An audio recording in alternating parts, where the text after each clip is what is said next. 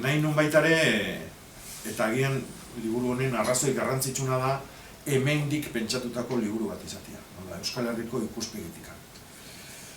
Lehen esan detena, zer gertatzen da liburuta jotze deunean edo informazio pixka bat bilatu nahi deunean, garai batian aldamenekoa igaldetuta, amona igaldetuta, eta gaur egun gazte jendiak ohitura daka interneten sartu edo liburu bat erosi eta irakurri eta barrez. Zer gertatzea, informazio idana dago beste mentalidade batekin idatzita edo sortuta, ez da?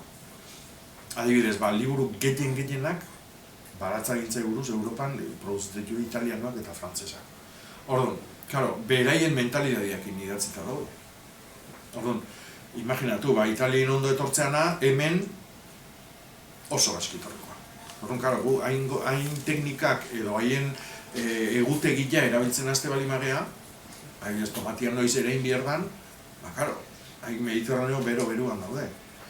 Gu gaude mundun, eurik gehiena egiten duen lurretako batian, orduan, izugarrizko arazoa da, ezta? Orduan, ni saiatu naiz, hoi txertatzen hemen, ezta? Orduan, bai lanak egiteko egutegin, eta baita ere landare bakoitzan buruzko fitxa edo informazioa da ontokin, hemendik pentsatuta. Eta batez ere hemen, pentsatuz Euskal Herri ezian, hau da, isuri Atlantiarreko Euskal Herri.